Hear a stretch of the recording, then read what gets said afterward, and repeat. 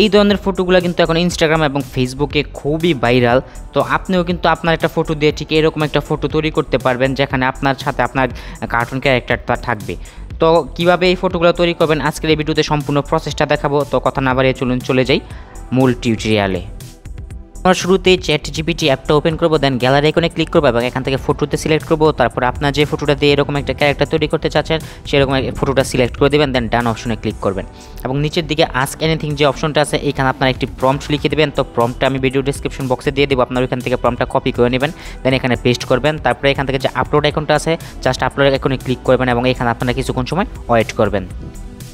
দেখতেই পাচ্ছেন এখানে আমাদের ক্যারেক্টারটা ক্রিয়েট হয়ে গেছে। এবার জাস্ট এখান থেকে ক্যারেক্টারের উপরে ক্লিক করবেন এবং এইখান থেকে যে সেভ আইকন আছে এই সেভ আইকনে ক্লিক করে এটা আপনার গ্যালারিতে সেভ করে নেবেন।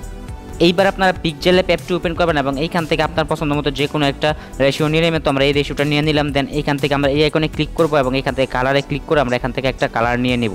তো এখান থেকে আমরা প্রথমে এই কালারটা নিয়ে নিলাম, দেন এবার এখান থেকে এই আইকনে ক্লিক করবো এবং এখান থেকে ইম্পোর্ট যে অপশনটা আছে ইম্পোর্ট অপশনে ক্লিক করবো এবং এইখান থেকে আমাদের যে অরিজিনাল ছবিটা আছে সেই ছবিটা এখান থেকে সিলেক্ট করে দিব। তো এটা ছিল আমাদের অরিজিনাল ছবি, আমরা এই ছবিটাকে এখান থেকে সিলেক্ট করে দিলাম।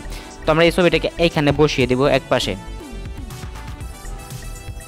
ওকে, তারপরে এখান থেকে আবার আমরা ইম্পোর্ট অপশনে ক্লিক করবো এবং এইখান থেকে আমরা একটু আগে ChatGPT দিয়ে যে ক্যারেক্টারটা তৈরি করেছিলাম সেই ক্যারেক্টারটা এখান থেকে সিলেক্ট করে দিব। আর আপনারা ক্যারেক্টারের ব্যাকগ্রাউন্ড রিমুভ করে নেবেন, তার জন্য আপনারা রিমুভ বিজি যে ওয়েবসাইটটা আছে চাইলে এটা ইউজ করতে পারেন। দেন এখান থেকে ক্যারেক্টারটাকে সিলেক্ট করে দিবেন। তো দেখতে পাচ্ছেন এখানে আমাদের ক্যারেক্টারটা চলে আসছে। তো এখান থেকে আমরা এটার সাথে অ্যাডজাস্ট করে এখানে এটা বসিয়ে নেব। তারপরে এইখান থেকে আমরা চলে আসবো স্ট্রোক যে অপশনটা আছে এই স্ট্রোক অপশনে এবং এটাকে এনাবল করে দেবো।